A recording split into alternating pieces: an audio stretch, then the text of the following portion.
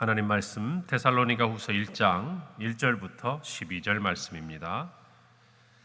신약성경 334페이지 데살로니가후서 1장 1절부터 12절 말씀, 제가 봉독하고 마지막 절 합독하겠습니다. 바울과 실로아노와 디모데는 하나님 우리 아버지와 주 예수 그리스도 안에 있는 데살로니가인의 교회에 편지하노니, 하나님 아버지와 주 예수 그리스도로부터 은혜와 평강이 너희에게 있을지어다. 형제들아, 우리가 너희를 위하여 항상 하나님께 감사할지니 이것이 당연함은 너희의 믿음이 더욱 자라고 너희가 다 각기 서로 사랑함이 풍성함이니, 그러므로 너희가 견디고 있는 모든 박해와 환난 중에서 너희 인내와 믿음으로 말미암아 하나님의 여러 교회에서 우리가 친히 자랑하노라. 이는 하나님의 공의로운 심판의 표요 너희로 하여금 하나님의 나라에 합당한 자로 여김을 받게 하려 함이니, 그 나라를 위하여 너희가 또한 고난을 받느니라.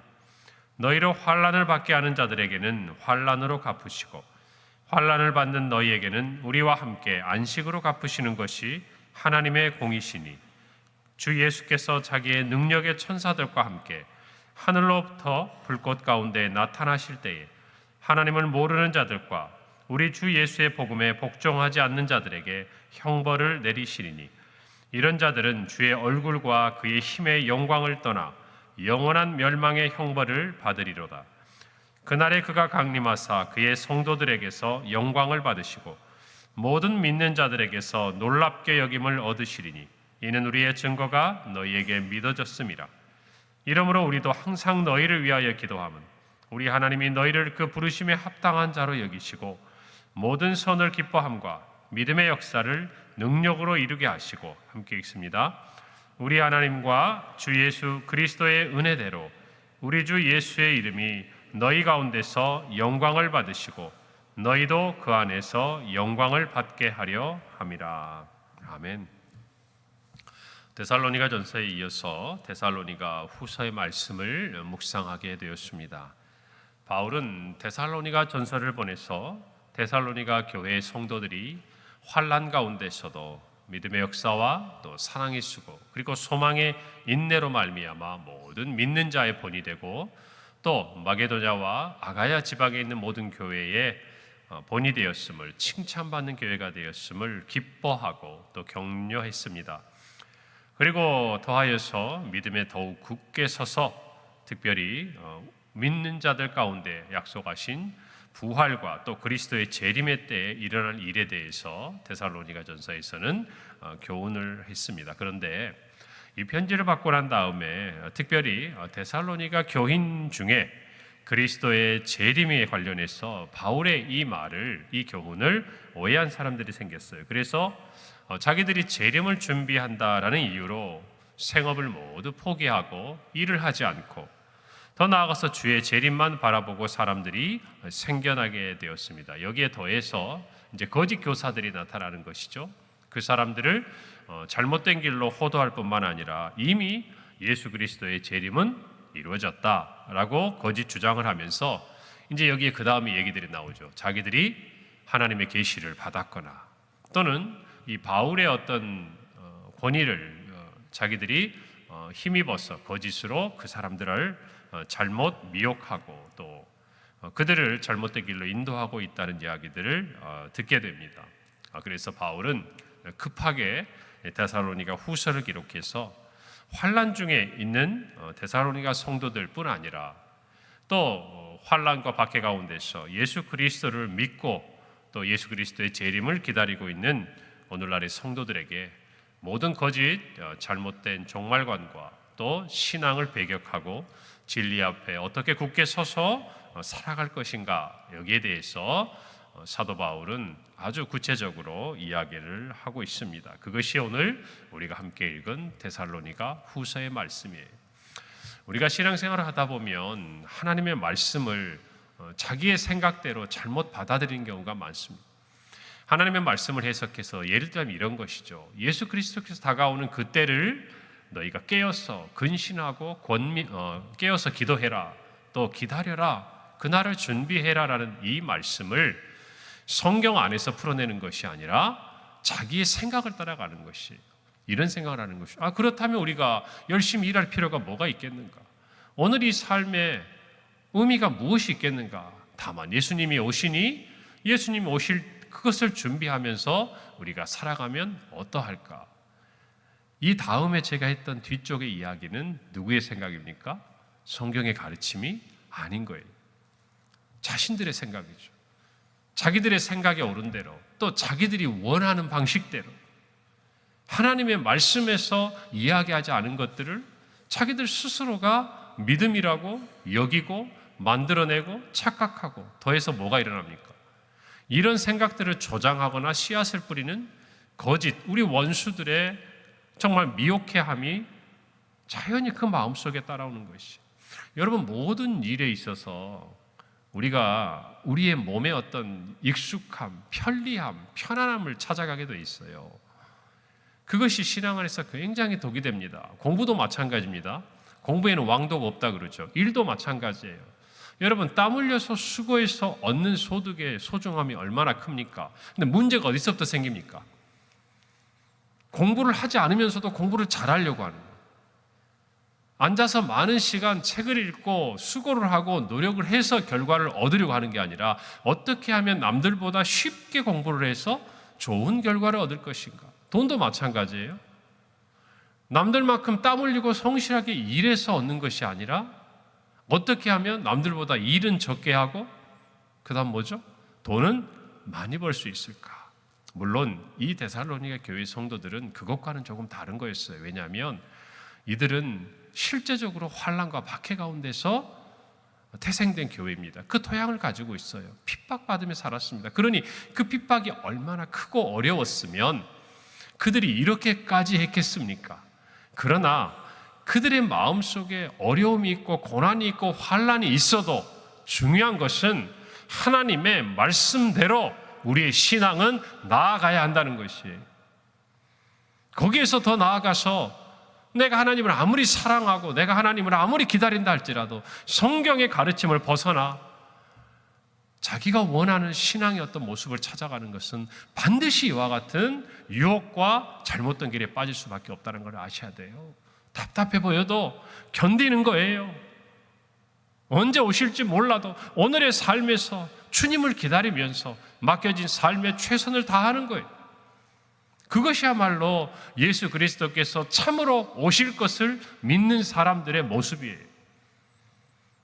여러분, 그것을 아셔야 돼요. 우리가 늘 깨닫지만 제가 예전에 군 생활할 때 그 다미 선교회, 여러분, 예수님께서 모시에 오신다. 얼마나 떠들썩했습니까? 왜 그렇습니까? 그날 그들의 삶의 자리에서 믿음으로 살아가는 그 신앙의 터가 약하니까 벗어나고만 싶은 거예요. 오늘 우리의 삶에서 살아 역사하시는 하나님의 능력이 자꾸 의심이 되니까, 그것이 흔들리니까, 기다리지 못하니까 자꾸 벗어나고 싶은 거예요. 참으로 예수님이 오심을 믿는 사람은요, 우리의 삶이 어떤 고난의 터전에 있든지 어려움의 터전에 있든지 또 형통과 영광 가운데 있든지 이 세상 가운데서 말이죠, 주님이 다시 오실 것을 믿고 그 삶의 자리에서 믿음으로 살아가는 사람이에요. 믿음으로 인내하는 사람이에요. 하나님의 분명히 약속대로 예수 그리스도께서 오실 것을 믿고 오늘 우리에게 주어주신 삶의 그 자리, 우리의 가정과 일터와 또 우리의 교회와 모든 삶의 자리에서 하나님이 우리에게 주신 말씀대로 살아가는 사람이에요. 흔들림이 없어야 돼요. 여기서 무슨 일이 있다, 여기에서 무슨 하나님의 역사가 일어난다. 하나님께서 우리에게 가장 좋은 걸 주셨습니다. 그게 뭡니까? 하나님의 말씀이에요. 여러분, 이 말씀 안에 있는 것은 하나님이 하라고 하신 것은 하고 하지 말라고 하신 것, 안 하는 것, 그것이 우리가 할 수 있는 가장 좋은 선택이. 알려주신 것은 알고 하나님께서 우리에게 보여주시지 않는 것은 믿음 안에서 하나님의 뜻이 이루어질 때까지 기다리는 것이지, 그것을 아는 것이, 알려고 하는 것이, 성경이 말씀하지 않는 걸음까지 나아가는 것이 지혜로운 것이 아니라 오히려 위험한 것이고 미혹해하는 자들의 그 시험에 넘어지기 쉬운 거예요. 사랑하는 성도 여러분, 하나님의 말씀 안에서 신앙생활 하시기를 바랍니다. 그것이 참된 믿음의 신앙이고 또 하나님이 기뻐하시는 모습이라는 거예요. 오늘 3절에 보니까 형제들아 우리가 너희를 위하여 항상 하나님께 감사할지니 이것이 당연함은 너희의 믿음이 더욱 자라고 너희가 다 각기 서로 사랑함이 풍성합니다. 어떻게 보면 그 교회를 세우고 또 그 교회 정말 성도들을 향한 그 간절한 사랑의 마음을 가지고 있던 이 바울과 그의 믿음의 동역자들에게 있어서 감사의 요건이 무엇이냐? 여러 가지가 있었지만 오늘 이 3절에 보니까 첫째, 믿음의 성장과 성숙이라는 거예요. 여러분, 사도 바울이 정말 내가 너희들을 낳았다 그랬어요. 정말 그가 세운 모든 교회들의 성도들을 그는 아비의 마음으로 섬겼습니다. 여러분, 그런데 그 사도 바울의 마음속에 하나님 앞에 감사한 것이 너무나 당연해요. 근데 그 이유가 뭐냐? 첫째가 믿음이 더욱 자랐다는 것입니다. 오늘 저와 여러분도 마찬가지. 우리의 신앙생활하고 우리의 평강교회 가운데 저와 여러분의 마음이 정말 하나님께 너무나도 당연히 감사할 수밖에 없는 이유가 있다면 그는 첫 번째가 뭐냐? 저와 여러분, 우리 모든 교회 성도들이 믿음이 자라가는 거예요. 믿음이 성장하는 거예요. 성숙해 가는 것이에요. 이것을 놓아버리면 안 됩니다. 나는 이렇게 살았으니, 이렇게 믿음 생활을 했으니 이 믿음대로 그대로 살아야겠다. 그것은 어떤 의미냐면 그 믿음을 지키고 흔들리지 않고 내가 믿음의 세대 계승을 하며 살아야겠다라는 것이지 그 상태로 있으라는 이야기가 아니에요. 저와 여러분은 주님 앞에 가는 그날까지, 죽는 날까지 예수 그리스도의 그 장성한 분량이 충만한 데까지 이르도록 성장하고 성숙해 가야 하는 것이. 할렐루야. 그렇지 않으면, 그 노력을 멈추면, 여러분 신앙생활 할 때 한번 생각해 보세요. 나는 딱 요만큼만 신앙생활 해야겠다. 요 믿음대로 내가 그대로만 가야겠다. 되던가요? 아니에요. 안 됩니다. 지키려고 하면 퇴보하게 돼 있어요. 늘 끊임없이 바울처럼 표대를 향해 나아가는 삶을 살아도 그것이 지켜질까 말까 하는 것이 세상 가운데 살아가는 성도들의 신앙의 현실이에요. 그러니 저와 여러분이 정말 믿음 안에서 주님을 만나는 그 순간까지 자라가야 돼요. 마치 제가 비유로 들었습니다마는 예전에 좋았던 믿음 꽁꽁 얼려가지고 아이스크림 냉장고에 넣어놓듯이 넣어놓고 내가 더울 때마다 힘들 때마다 하나씩 꺼내 먹어야겠다. 여러분, 그 신앙생활은 그런 게 아니에요. 주님과 매일매일 동행해야 되는 거예요. 매일의 은혜가 필요한 거예요. 그러려면 믿음 안에서 성장해 가야 되는 거예요. 할렐루야. 그걸 기억해야 됩니다. 그걸 기억해야 돼. 이번 여름 사역들 쭉 했잖아요. 우리 청년부도 지금 일본 단기 선교 기도해 주셔서 잘 다녀왔어요. 여러분 너무 좋죠. 그때는 하나님이 내 곁에 계신 거 가지고 늘 나를 인도해 주시는 것 같고 하나님과 친밀하죠. 여러분 그러나 매일매일 하나님과의 교제가 사라지면 이전의 과거의 은혜로 끝나는 거예요. 오늘 저와 여러분도 마찬가지예요. 자라가기를 바랍니다. 아멘입니까? 자라가야 돼요. 성숙해야 돼요. 두 번째가 뭡니까? 너희가 다 각기 서로 사랑함이 풍성함이. 교회를 바라보는 이 바울의 마음은요, 우리 주님의 마음과 같아요. 그들을 바라볼 때마다 가장 기뻐하는 거예요. 여러분, 자녀들을 바라볼 때요, 자녀들이 세상적으로 성공하고 경제적으로 평안하고 자녀들이 그 후대들이 잘 일어나고 여러분 그거 다 좋아요. 여기 연세가 드신 우리 성도님들 계시니까 한번 제가 여쭤볼게요. 자식들이 다 성공해도요, 우애하지 않으면 어떻습니까? 자기들끼리 다투고 싸우면 어때요? 마음이 기쁩니까? 아니에요. 마음이 불편한 거예요. 부모의 마음은 때로는 자식들이 한 자식은 너무 잘 되고 한 자식이 기울면요, 그것도 마음이 불편한 게 부모의 마음이에요. 여러분, 하나님께서 우리 교회를 바라볼 때 어떤 마음이겠습니까? 다른 거 없어요. 서로가 사랑하는 거예요. 오늘 사도 바울이 이야기하잖아요. 바울이 너희의 믿음이 자라고 너희가 다 각기 서로 사랑함이 풍성합니다 그랬어요. 여러분, 교회는요, 믿음이 성장하고 성숙해가는 곳이어야 해요. 두 번째로 사랑이 더욱 풍성해지는 곳이어야 돼요. 여러분, 우리가 믿음 안에 생활하면서요, 신앙생활 만나면서 우리 보세요.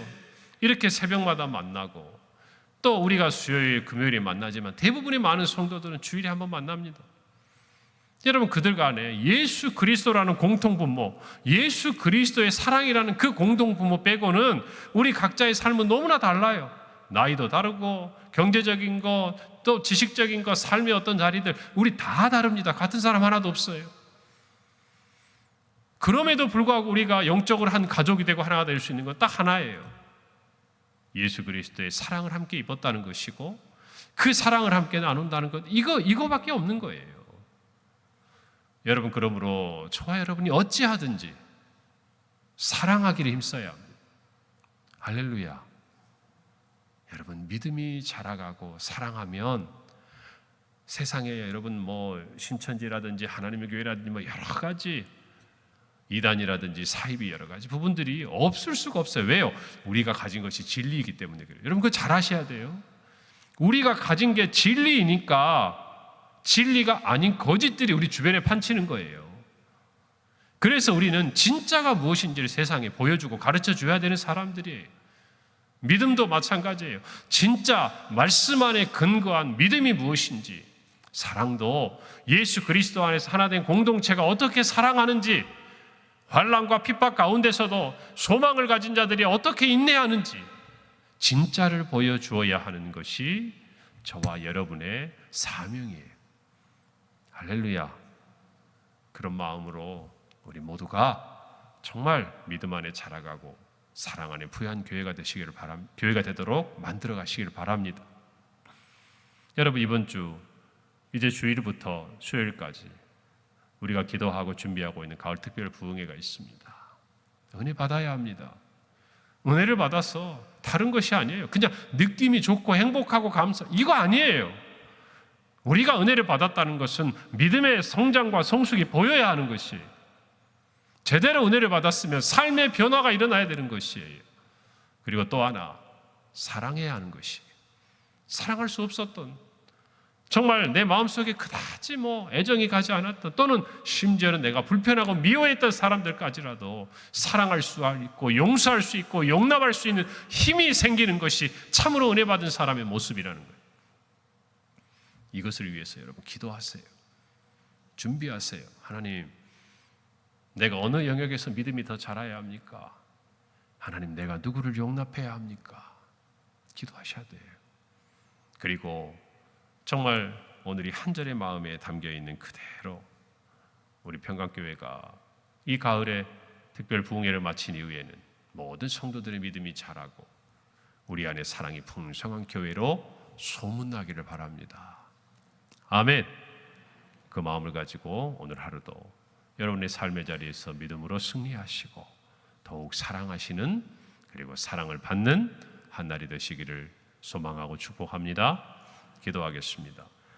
하나님, 은혜를 감사합니다. 오늘 데살로니가 교회에 다시 보낸 바울의 편지를 보면서 우리가 올바른 믿음을 가지고 정말 말씀의 토대 위에서 신앙의 생활을 해야 할 것을 결단하고 확인합니다. 하나님, 온갖 거짓된 것들 우리의 주변에 있습니다. 하나님, 분명한 진리를 알고 흔들리지 않고 좌로나 우로나 치우치지 아니하고 세상 가운데 참된 복음, 예수 그리스도의 십자가와 부활, 그리고 다시 오시는 재림의 이 모든 아름다운 구원 사역을 증거하고 전파하며 구원의 아름다운 열매를 거두는 우리 교회가 되게 하여 주옵소서. 특별 정말 부흥회를 통하여서 하나님, 우리 모두 성도들의 믿음이 더욱 자라나고 우리 안에 사랑이 풍성함으로 그리스도께 영광을 올려드리는 우리 모든 성도들이 되도록 한 주간 주님이 늘 동행하시고 오늘 하루 주님께서 믿음으로 승리하게 하시고 은혜 받을 그릇들 크게 준비하도록 주님이 함께하여 주시옵소서. 감사드리고 예수님 이름으로 기도합니다. 아멘.